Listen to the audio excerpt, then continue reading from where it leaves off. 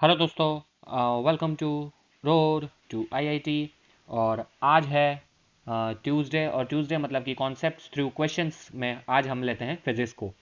तो चलिए आज का पहला कॉन्सेप्ट और जो इम्पोर्टेंट क्वेश्चन है उसे समझते हैं। हाँ, ये रहा आपके स्क्रीन पे जो क्वेश्चन है। ये क्वेश्चन मैंने खास इसलिए उठाया है क्योंकि ये JEE मेंस 2018 मतलब अभी भी रिसेंटली आया हुआ एक क्वेश्चन है। और इस तरह का क्वेश्चंस आपने कई बार देखे होंगे अपनी बोर्ड की एग्जाम में, और कॉम्पिटिटिव एग्जाम में भी ये देखे होंगे। इसमें कॉन्सेप्ट यही समझना है कि इक्वेशंस किस तरह से लिखने हैं। ये एक्चुअली होते हैं बहुत सिंपल क्वेश्चंस, लेकिन कई लोगों को जो बेसिक चीज़ है वो पता नहीं होती है, और इसी तरह से इसीलिए बहुत छोटी सी मिस्टेक की वजह से कुछ गड़बड़ी हो जाती है और वो आंसर नहीं लिख पाते। पहले पूरा क्वेश्चन समझेंगे और फिर इसको सॉल्व कैसे करना है वो देखेंगे। चलिए शुरू करते हैं। To masses M1 and M2। M1 5 kg, यहाँ पे देख रहे हो आप M1। M2 10 kg, यहाँ पे है M2। Connected by in extensible string. In extensible का मतलब क्या है? इन एक्सटेंसिबल का मतलब है कि ये डोरी, ये जो स्ट्रिंग है, जो रस्सी है, वो हम एक्सटेंड नहीं कर सकते। वरना कई बार आपने देखा होगा कि आप बहुत जोर से पुश लगाओगे तो डोरी, जो स्ट्रिंग है वो कभी कभी एक्सटेंड भी हो जाती है, ऐसा होता है। लेकिन अगर वैसा होगा तो हमारा ये पूरा क्वेश्चन सॉल्व ही नहीं कर पाएंगे। अगर आपको ये वर्ड ना भी दिया हो तो आप एज्यूम कर सकते हो कि है, क्योंकि एग्जाम ऐसा है हमारा। अगर यही वर्ड ना देके ये क्वेश्चन ओलंपियाड में पूछा जाए तो बहुत बड़ा केस बन सकता है इसका। ठीक है। String over a frictionless pulley. Frictionless pulley मतलब कि ये जो पुली है वो फ्रिक्शनलेस है। बट अब ऐसी चीज़ें हमें फ्रिक्शनलेस ही देते हैं, क्योंकि अगर ये फ्रिक्शनलेस नहीं है तो यहाँ का फ्रिक्शन भी हमें काउंट करना पड़ेगा। तो फ्रिक्शनलेस पुली है। Are moving as shown in the figure. ठीक है, इस तरह से मूव हो रहा है। डायरेक्शन आप देखो इस तरह से है, ये वाला है जो नीचे जाएगा, ये नीचे जाएगा तो यहाँ से ये इस तरह इस साइड आएगा। ठीक है। The coefficient of friction of horizontal surface is 0.15। Coefficient of friction of horizontal surface, ये जो हॉरिजॉन्टल सरफेस है यहाँ पे, ये हॉरिजॉन्टल सरफेस है, ये जो एल शेप का, उसे कहते हैं हॉरिजॉन्टल सरफेस। उसका कोफिशिएंट ऑफ फ्रिक्शन मतलब कि जो म्यू है, जैसे हम बोलते हैं, 0.15 दिया है। ठीक है। द मिनिमम वेट एम, यहाँ पे एम जो एक्स्ट्रा वेट रखा है वो मिनिमम कितना होना चाहिए, that should be put on the M2 के ऊपर रखे to stop the motion.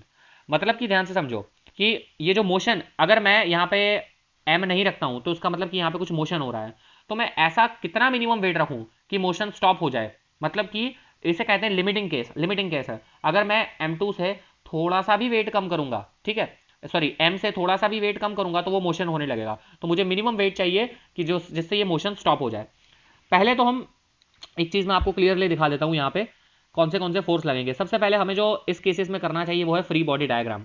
Free body diagram में कई बच्चे बहुत कंफ्यूज होते हैं, मैं आपको आसानी से समझाने का ट्राई करता हूँ। पहले M1 को लेते हैं। यहाँ पे देखो ये M1 है इस तरह से, ये कहीं पे कोई सरफेस को टच कर रहा है? नहीं कर रहा है। ध्यान से देखना, यहाँ पे बीच में गैप है, टच नहीं कर रहा है तो यहाँ पे नॉर्मल फोर्स नहीं लगेगा। यहाँ पे जो M2 है वो टच कर रहा है तो यहाँ पे नॉर्मल फोर्स लगेगा। That's simple. नॉर्मल फोर्स लगाने का एक ही तरीका है कि कहीं पे सरफेस पे टच कर रहा हो तभी नॉर्मल फोर्स लगेगा, यहाँ पे नॉर्मल फोर्स नहीं लगेगा। चलो कोई नहीं, ये है हमारा M1। अब M1 बट ऑब्वियसली है और ये इस तरह से स्ट्रिंग पे लटक रहा है, तो यहाँ पे नीचे की डायरेक्शन में आ जाएगा M1G। मास, ये वेट है, mass into gravitational force that is weight. ठीक है, W1G से कहते हैं। कितनी अच्छी बात है कि इन लोगों ने डायरेक्शन के साथ दे दिया है, वरना कई बार नहीं देते ये लोग। लेकिन हमें पता होना चाहिए कि ग्रेविटेशनल फोर्स हमेशा परपेंडिकुलर टू द सरफेस, ये परपेंडिकुलर, ये सरफेस मान लो, चलो ना, अर्थ की सरफेस, उसके परपेंडिकुलर लगेगा और M1G के बराबर लगेगा। mg is equal to weight. और हमेशा ये याद रखो कि जब भी स्ट्रिंग से अटैच होता है तब स्ट्रिंग से जो स्ट्रिंग फोर्स होता है, जो टेंशन होता है, वो हमेशा अवे लगता है, टी। टी मैंने बोल दिया स्प्रिंग फोर्स को, ठीक है, सॉरी, जो स्ट्रिंग है, टेंशन है, उसको मैंने टी बोला। तो वो हमेशा ऑब्जेक्ट से उसे दूर की साइड लगेगा। और एक बात हमेशा याद रखना, स्ट्रिंग फोर्स जो होता है वो हमेशा पैर में लगता है इस तरह से। लेकिन हम उसी वही वाला लेते हैं जो जिसकी हमें जरूरत हो। यहाँ पे मैं बता दूं आपको, ठीक है, ये कॉन्सेप्ट है, यहाँ पे भी इस तरह से लग रहा होगा, लेकिन हम उसे लेंगे नहीं क्योंकि हमें उसकी ज़रूरत नहीं, हमें भी इसकी ज़रूरत है। ओके, अब ध्यान से समझते हैं।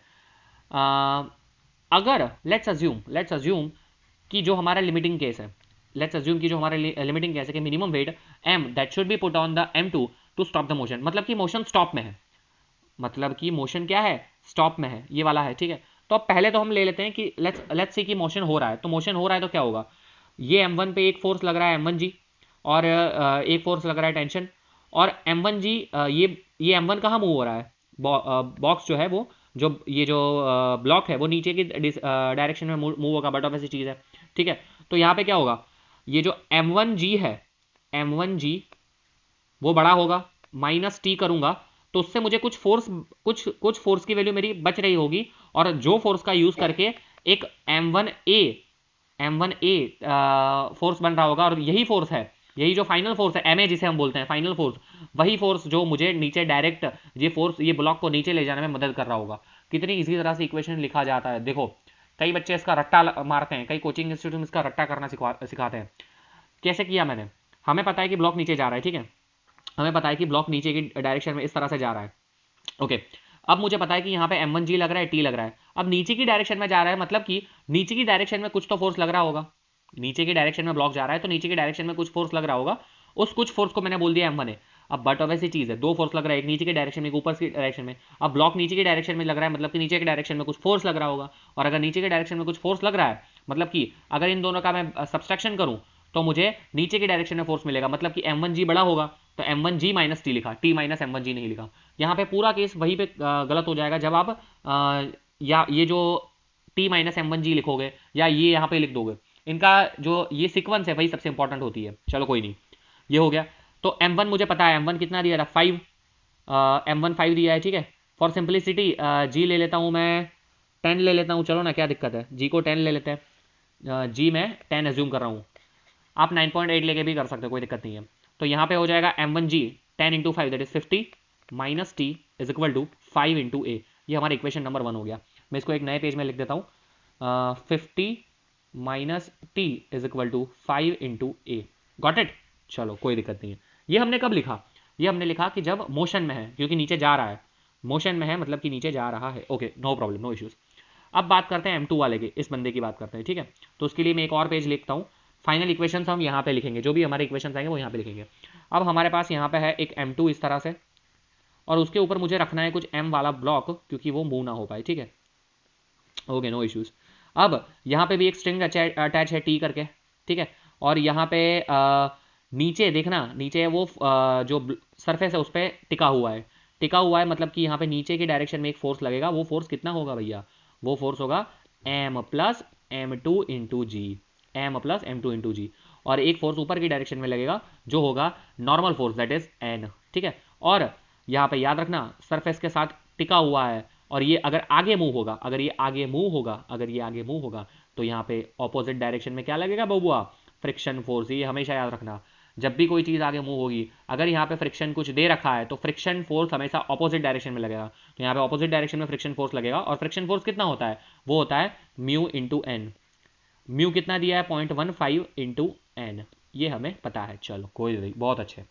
अब यहाँ से हम ये लिख सकते हैं कि ये अपर जो वर्टिकल फोर्सेस है उसमें दो ही फोर्स है, एक ऊपर एक नीचे है। That means n is equal to m plus M2 into g. और एन यहाँ पे फ्रिक्शन फोर्स क्या है 0.15 इंटू एन, एन मतलब कि M प्लस M2 इंटू जी, ठीक है। और जी मैंने क्या लिया था, जी मैंने लिया था 10, कोई नहीं, चलो उसको अभी वैसे भी रहने। तो ये हमारा ये हो गया F हो गया, ठीक है, फ्रिक्शन फोर्स हो गया। अब देखते हैं कितना अच्छा हो रहा है, देखो। और यहाँ पे हमें पता है कि हॉरिजॉन्टल और वर्टिकल, हॉरिजॉन्टल डायरेक्शन में भी सिर्फ दो फोर्सेस है, T और F। तो यहाँ पे हम लिख सकते हैं T minus F is equal to 0, मतलब कि T is equal to F। तो यही F हमारा क्या हो गया, T हो गया। अब ध्यान से समझना, ये हमने क्या कर लिया, T की वैल्यू हमें मिल गई। सिर्फ एकदम आसानी से सॉल्व करना है, बहुत घबराना नहीं है। अब हम आते हैं इसको यहाँ पे लिखते हैं। हमने T क्या फाउंड किया, T हमने लिखा F, F क्या है ये वाला, इसको मैं लिख देता हूँ यहाँ पे 50 माइनस 0.15 M प्लस M2 था, M2 क्या था 10 into G is equal to 5 into A. I hope you got it. M2 की जगह मैंने 10 लिखा है, M2 की जगह मैंने 10 लिखा है, ठीक है। ये मेरा इक्वेशन फिर से रेडी हो गया। ये मैंने अब तक जितना लिखा है ना वो ऐसा अज्यूम करके लिखा है कि ये कुछ ना कुछ मूव हो रहा था। यहाँ पे देखो आपने, मैंने ए लिया था, ठीक है, यहाँ पे मैंने ए लिया था, M1A लिया था, M1A लिया था, मतलब कि ये नीचे की डायरेक्शन मूव हो रहा है, ये सोच के मैंने लिया था। लेकिन मुझे क्या चाहिए, मुझे लिमिटिंग केस चाहिए। लिमिटिंग केस में मतलब कि मिनिमम वेट चाहिए। और मिनिमम वेट कब, कि जब स्टॉप हो जाए, stop the motion, stop the motion, stop the motion right now. अगर आप मोशन स्टॉप कर देते हो तब क्या हो जाता है, a is equal to 0 for rest, stop कर दिया मैंने, तो ये क्या हो जाएगा 50 इज इक्वल टू, यहाँ पे 0 आ जाएगा, तो ये भी 0 हो जाएगा, ठीक है। यहाँ पे नहीं लिखता हूँ मैं इसको वरना कन्फ्यूजन होगा, ये 0 हो जाएगा, ठीक है। तो यहाँ पे आ जाएगा 0, ये आ जाएगा 0, तो ये वाला पार्ट सामने चला जाएगा, मतलब 50 is equal to 0.15 into m plus 10 into g, क्या था जी भी था हमारा 10, तो ये दोनों कैंसिल हो जाएंगे। तो 5 by 0.15 is equal to m plus 10, तो दैट मीन्स कि 5/0.15 मतलब कितना होगा, ये हो जाएगा अगर आपका इसका सिंप्लीफिकेशन करोगे तो आपको मिलेगा आई गेस 23.3 kg। ठीक है, क्या मिलेगा ये फाइनल आएगी आपकी m की वैल्यू, देख लेना आप सिंप्लीफिकेशन करके। 23.3 kg ये हमारा फाइनल आंसर हमें मिल गया। ठीक है, मैंने इसका जस्ट एकदम सिंप्लीफिकेशन किया है। आई होप आपको ये पूरा सा क्वेश्चन अच्छे से समझ में आ गया होगा। अब देखते हैं, मैंने आपको क्या बताया, इसमें कॉन्सेप्ट कौन कौन से हैं जो आपको इंपॉर्टेंट याद रखने की, इक्वेशन कैसे फॉर्म करना है, घबराए बिना कि कौन सी डायरेक्शन से, डायरेक्शन का याद रखना है। ठीक है, देन जिस डायरेक्शन में अगर सरफेस को टच कर रहा है तो वहां कौन सा फोर्स लगेगा, वहां वेट फोर्स, ये जो मैंने लगाया ये वेट फोर्स, और उसके ऊपर लगेगा normal force. Normal force always perpendicular but in the upward direction. एक टेंशन फोर्स लगेगा और एक फ्रिक्शन फोर्स ऑपोजिट डायरेक्शन में लगेगा। और इस तरह से मैंने इक्वेट करके फाइनल आंसर हमारा लाया, क्या है 23.3। कहाँ है हमारा ऑप्शन है, और 23.3 ऑप्शन नहीं है, that means we can mark a as a answer, we can mark a 27.3 I guess कि that we can mark as a answer. ठीक है, तो आई होप आपको ये पूरा फंडा यहाँ पे एकदम अच्छे से समझ में आ गया होगा।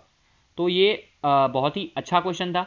आप एक बार 9.81, मैंने 10 लिया था, आप 9.81 लेके ट्राई करना और फिर मुझे बताना कितना आंसर आ रहा है। आई गेस कि एग्जैक्ट आंसर वहाँ पे 27.3 के आसपास ही आपका आ जाएगा। ठीक है, तो अच्छा क्वेश्चन था ये, बहुत ही इंपॉर्टेंट क्वेश्चन था, और इस तरह के क्वेश्चन बहुत ही बनते हैं। तो आई होप कि आपको ये फंडा क्लियर हो चुका होगा। अब आप क्या करना कि इस तरह के 2-3 क्वेश्चन खुद से सॉल्व कर देना, तो आपको क्या एक ये जो कॉन्सेप्ट है वो पूरा क्लियर हो जाएगा। तो यहाँ पे एकदम अच्छा क्वेश्चन लेके हमने कॉन्सेप्ट ये सीख लिया है। That's it for this video, thank you for watching this video. Video को जरूर से लाइक करिए, अपने फ्रेंड्स के साथ शेयर करिए, जो JEE दे रहा है, नीट दे रहा है, स्टेट बोर्ड में है, बायोलॉजी वाले स्टूडेंट्स भी ये सारे वीडियोस देख सकते हैं हमारे फिजिक्स वाले। कमेंट करके ज़रूर से बताइए कि नेक्स्ट में फिजिक्स के लेक्चर में कौन सा कॉन्सेप्ट आपको समझना है, आप कौन सा कॉन्सेप्ट समझना चाहते हो। ठीक है, तो वो भी बताइएगा, मैं उस पर ज़रूर से एक वीडियो बनाऊंगा। That's it for this video guys, thank you.